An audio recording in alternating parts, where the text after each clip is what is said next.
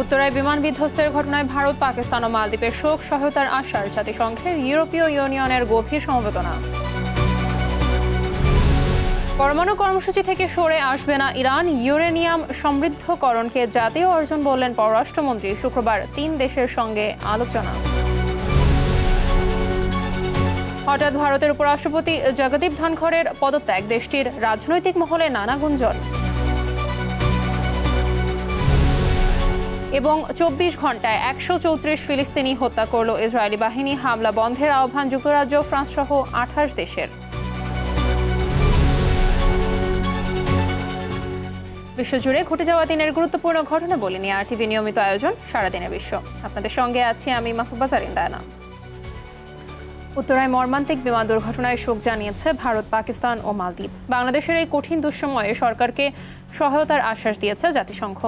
গভীর সমবেদনা জানিয়েছে ইউরোপীয় ইউনিয়নও। আন্তর্জাতিক গণমাধ্যমগুলোর শিরোনামেও স্থান পাচ্ছে মাইলস্টোন ট্র্যাজেডির প্রতি মুহূর্তের খবর। বিস্তারিত অর্ণব প্রসাদের রিপোর্টে।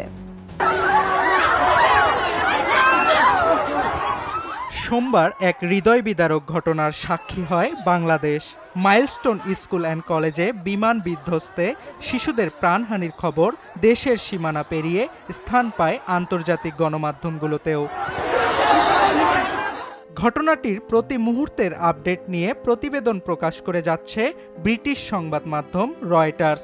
এছাড়াও কাতার ভিত্তিক গণমাধ্যম আল জাজিরা, মার্কিন গণমাধ্যম AP, CNN সহ অন্যান্য দেশের গণমাধ্যমগুলো দুর্ঘটনায় নিহতদের সংখ্যা, ভুক্তভোগীদের অবস্থা, উদ্ধার কার্যক্রম ও সরকারি ঘোষণাগুলোর প্রতি মুহূর্তের খবর প্রকাশ করে যাচ্ছে।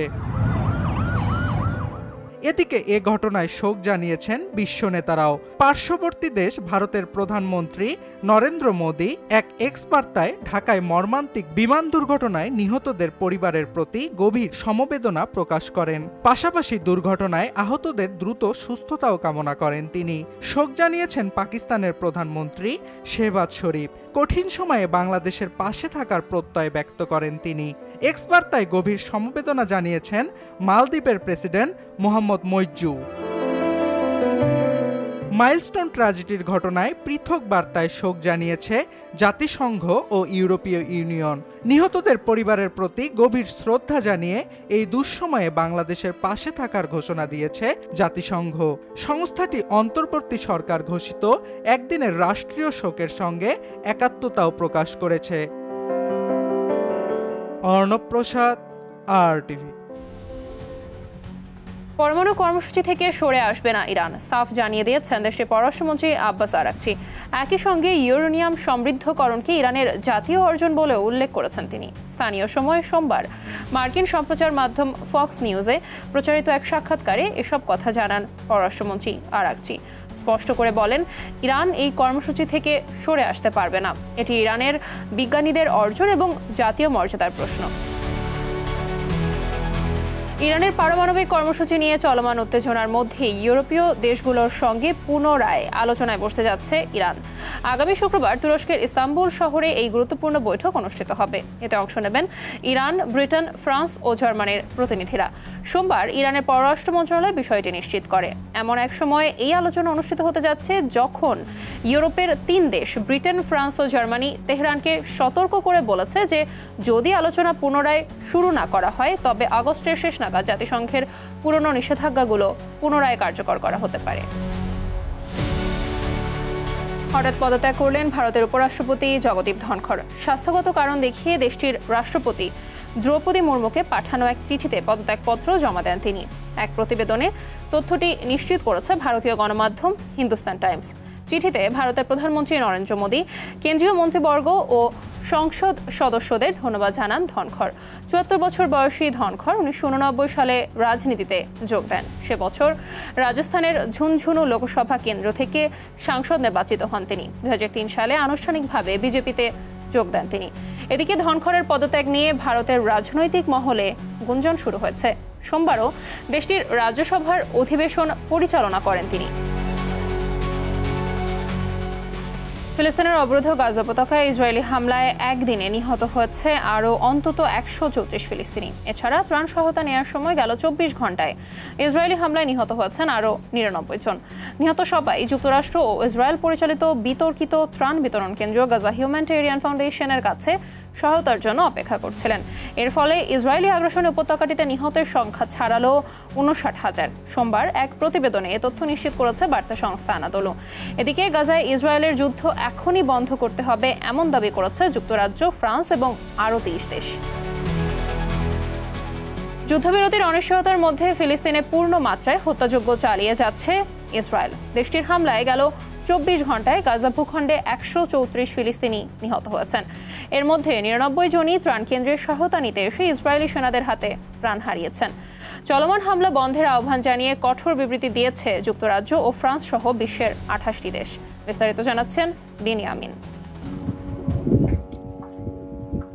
প্রায় 2 বছর ধরে চলা গণহত্যায় আজ মৃত্যুপরীতে পরিণত হয়েছে ফিলিস্তিন। প্রতিদিন শত শত ফিলিস্তিনি নিহত হচ্ছে ইসরায়েলি গোলার আঘাতে।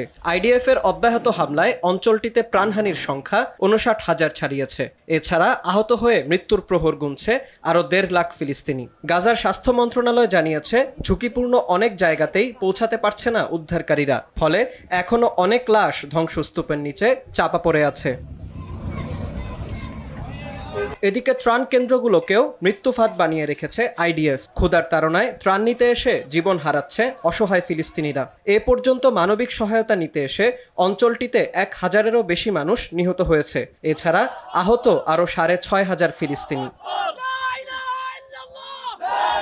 ইসরায়েলের এই গণহত্যামূলক অভিযান বন্ধে কঠোর বিবৃতি এসেছে বিশ্বের 28টি দেশ থেকে। যুক্তরাজ্য, ফ্রান্স, অস্ট্রেলিয়া, কানাডা এবং ইউরোপীয় ইউনিয়নের নেতৃত্বে এই বিবৃতি দেয়া হয়। যুদ্ধের সময় মানবিক সহায়তা সরবরাহে বাধা, শিশু ও সাধারণ মানুষকে হত্যা এবং খাদ্য ও পানির মতো ন্যূনতম প্রয়োজন মেটাতে গিয়েও নিহত হওয়ার ঘটনাকে অমানবিক হিসেবে বর্ণনা করেন তারা। গাজাবাসীর দুর্ভোগ নতুন মাত্রায় পৌঁছেছে উল্লেখ করে তাৎক্ষণিকভাবে যুদ্ধ বন্ধের আহ্বান জানানো হয়। সেই সঙ্গে যুদ্ধবিরতি প্রতিষ্ঠা, হামাসের হাতে বন্দী থাকা জিম্মিদের মুক্তি এবং জরুরি সহায়তা প্রবাহে বাধা না দেওয়ার কথা বলা হয় বিবৃতিতে।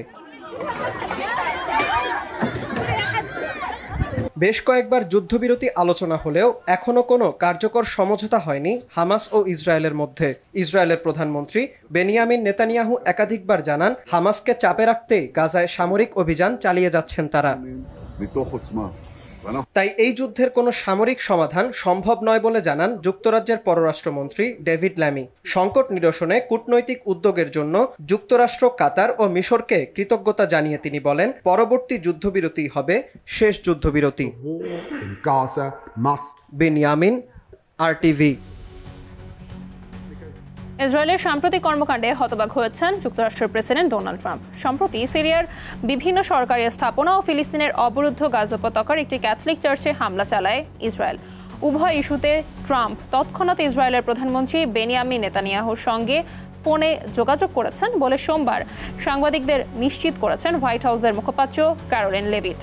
এ সময় গাজা ইস্যু নিয়েও কথা বলেন লেভিট। ট্রাম্প গাজায় রক্তপাত বন্ধ ও যুদ্ধবিরতি আলোচনা দ্রুত শুরু করতে ইচ্ছুক বলে এ সময় সাংবাদিকদের জানান লেভিট। হার্ভার্ডের তহবিল কমানোর বিষয়ে এবার ট্রাম্প প্রশাসনকে চ্যালেঞ্জ জানালো মার্কিন আদালত। স্থানীয় সময় সোমবার বস্টনের আদালতে হার্ভার্ড বিশ্ববিদ্যালয়ের আইনজীবী ও ট্রাম্প প্রশাসনের প্রতিনিধিদের মধ্যে উত্তপ্ত বাক্য বিনিময় হয়। প্রেসিডেন্ট ডোনাল্ড ট্রাম্প হার্ভার্ডের বিভিন্ন শিক্ষা কর্মসূচির জন্য বরাদ্দকৃত প্রায় $2 বিলিয়ন সরকারি অর্থ বন্ধের সিদ্ধান্ত নিয়েছেন। শুনানিতে মামলার দায়িত্বে থাকা বিচারক অ্যালিসন বুরোজ এই পদক্ষেপ নিয়ে সংশয় প্রকাশ করেন। এ সময় কী কারণে হার্ভার্ডের তহবিল কমানো হয়েছে আদালতের কাছে তা জানতে চান বিচারক। এই নিয়ে ব্যাখ্যা দেওয়ার জন্য ট্রাম্প প্রশাসনের আইনজীবীকে নির্দেশ দেন বিচারক অ্যালিসন বুরোজ। এদিকে আদালত ট্রাম্প প্রশাসনকে চ্যালেঞ্জ জানালেও নিজের অবস্থান থেকে পিছিয়ে আসতে রাজি নন মার্কিন প্রেসিডেন্ট। নিজের সামাজিক মাধ্যম ট্রুথ সোশ্যালে দেয়া পোস্টে বিচারক বুরোসের সমালোচনা করেন ট্রাম্প। চাঙ্গা হয়েছে চীনের হেলং চিয়াংয়ের গ্রীষ্মকালীন অর্থনীতি। নিজেদের অর্থনীতিকে চাঙ্গা করতে নানা আয়োজন করেছে প্রদেশটি। পর্যটকদের আকর্ষণে নিচ্ছে নতুন নতুন পদক্ষেপ। আরও জানাচ্ছেন ইমতিয়াজ আহমেদ। গ্রীষ্মকালীন অর্থনীতিকে চাঙ্গা করতে উত্তর পূর্ব চীনের হেইলং চিয়াং প্রদেশের জিসিয়ান কাউন্টি প্রাকৃতিক সৌন্দর্য ও মৌসুমী পর্যটন কেন্দ্রের বিশেষ আয়োজনকে কাজে লাগাচ্ছে। শীতকালে বরফ এবং তুষারে ঢাকা এ কাউন্টি গরমের সময় ঝিসিং শান জাতীয় বন উদ্যানের একটি অংশকে বন আলপাইন রাফটিং জোনে রূপান্তরিত করে। দর্শনার্থীরা 9.8 কিলোমিটার দীর্ঘ ও 160 মিটার গভীর নদীতে দ্রুত ডাইভিং এবং ধারালো বাঁকের রোমাঞ্চ উপভোগ করতে পারেন। এভাবেই নিজের অভিজ্ঞতা জানান পর্যটক গাও ওয়াং লি। এখানকার জল শীতল এবং পরিষ্কার আর আরামদায়কও। স্থানীয় বাসিন্দা লি মেইং বলেন, পদ্মফুল, জলাভূমি এবং পাখি দেখানোর জন্য আমি আমার বাচ্চাদের ঘর থেকে বের না হয়ে প্রকৃতির মাঝে নিয়ে যেতে পারি। এদিকে জিসিয়ান কাউন্টির আনবাং নদীর জলাভূমি, পার্ক ও মনোমুগ্ধকর সৌন্দর্য দর্শনার্থীদের আকর্ষণ করে। পর্যটকরা নৌকায় চড়া, নদীর ধারে হাঁটা, পরিযায়ী পাখি দেখা, গ্রামীণ জীবন উপভোগ করা এবং স্থানীয় বিশেষত্বের সাথে পরিচিত হতে পারেন। ইমতিয়াজ আহমেদ, আরটিভি। আর এরই সাথে শেষ করছি সারাদিনের বিশ্ব। আরটিভির সাথে সংযুক্ত থাকুন, মতামত জানান আরটিভির সামাজিক যোগাযোগ মাধ্যমগুলোতে।